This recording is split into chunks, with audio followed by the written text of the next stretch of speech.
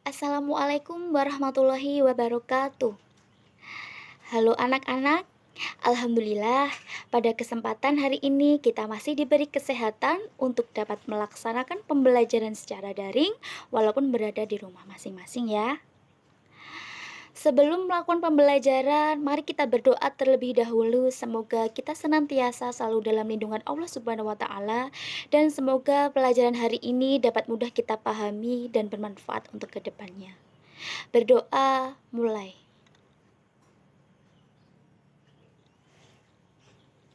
Selesai.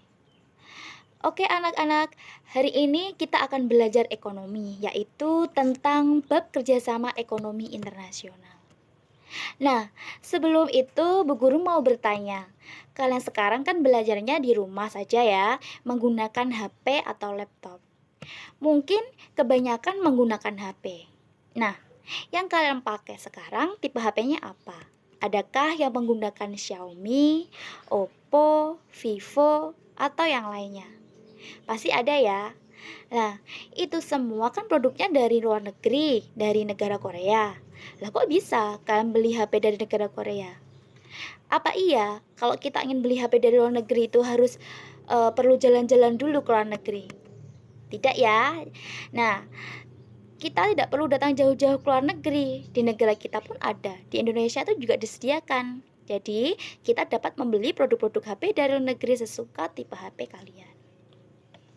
Jadi, pemaparan di atas itu terjadi karena adanya kerjasama antara pemerintah Indonesia dengan pemerintah negara Korea.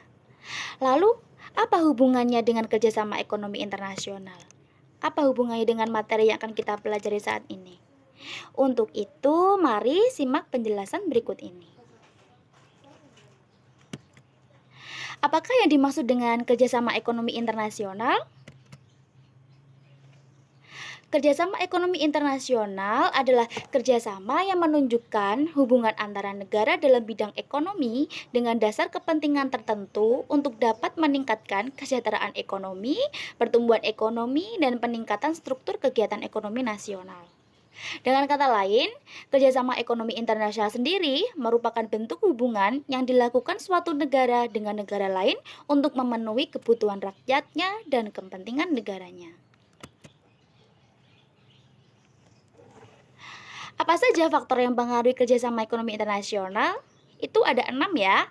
Yang pertama adalah letak geografis. Yang kedua, kondisi alam kesuburan tanah dan SDM-nya. Yang ketiga, tuntutan era globalisasi.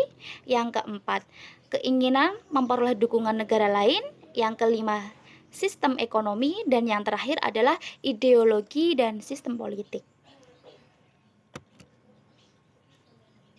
Lalu, apakah tujuannya? Tujuannya itu banyak sekali ya. Yang pertama itu memenuhi kebutuhan dalam negeri akan barang atau jasa, memperluas pasar hasil produksi barang dan jasa, atau memajukan perdagangan dunia. Yang ketiga ada mendorong peningkatan produktivitas hasil produksi. Yang keempat meningkatkan investasi. Yang kelima mendistribusikan manfaat sumber daya.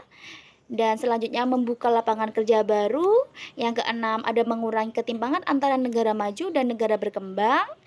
Dan selanjutnya mempercepat pembangunan ekonomi dunia. Dan yang terakhir adalah meningkatkan kualitas hidup bangsa-bangsa di dunia. Adakah manfaatnya? Ya ada ya. Manfaatnya adalah memperkuat dan meningkatkan kerjasama ekonomi, perdagangan, dan investasi di antara para anggota. Yang kedua, meliberalisasi secara progresif dan meningkatkan perdagangan barang dan jasa, serta menciptakan suatu sistem perdagangan yang transparan. Yang ketiga, menggali bidang-bidang kerjasama yang baru dan mengembangkan kebijakan yang tepat dalam rangka kerjasama ekonomi di antara para anggota. Dan yang terakhir adalah memfasilitasi integrasi ekonomi yang lebih efektif dari para anggota dan menjembatani kesenjangan pembangunan ekonomi di antara para anggota. Nah, setelah ini saya akan menjelaskan tentang bentuk kerjasama ekonomi internasional. Jadi bentuk kerjasamanya itu ada 5. Yang pertama adalah kerjasama bilateral, yang kedua kerjasama regional, yang ketiga kerjasama subregional, yang keempat kerjasama antarregional, dan yang terakhir adalah kerjasama multilateral. Nah, maksudnya apa sih, Bu? Nah, kerjasama bilateral itu adalah kerjasama yang hanya melibatkan dua negara saja dan bersifat saling menguntungkan. Jadi misalnya Indonesia bekerja sama dengan Malaysia, seperti itu ya. Nah, yang kedua ada kerjasama regional.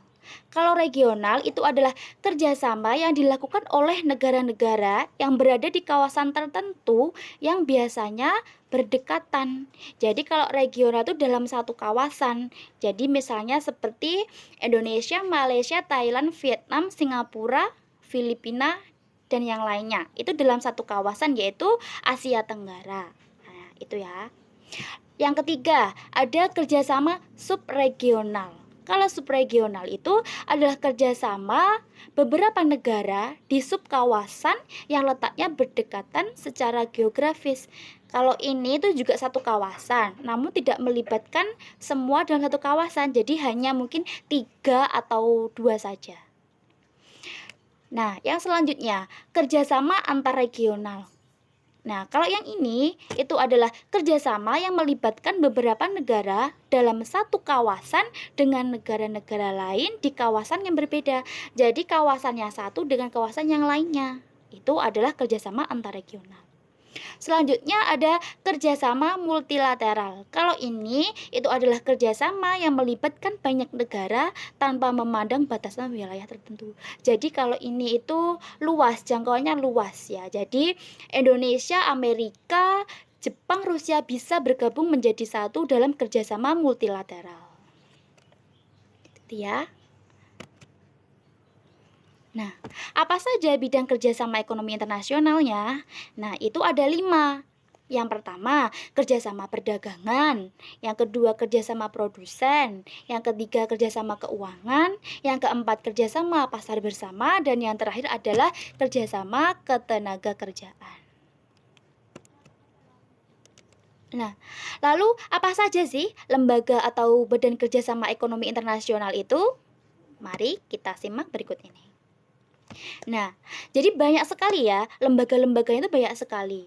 Maupun regional, antarregional, multilateral, bilateral itu banyak sekali. Nah, seperti yang saya paparkan di dalam presentasi ini ya, ada ASEAN, ada AFTA, ada Uni Eropa, APEC, ADB, SARC, IMF, NAFTA, OPEC, WTO, UNTAD, MEE, G7, G20, ISDB, ASEM, UNDP, UNIDO, ECOSOC yang meliputi WHO, ILO, UNESCO, dan ada juga Bank Dunia yang meliputi IDA, IFC, MIGA, ITSID, dan IBRD, dan banyak sekali ya.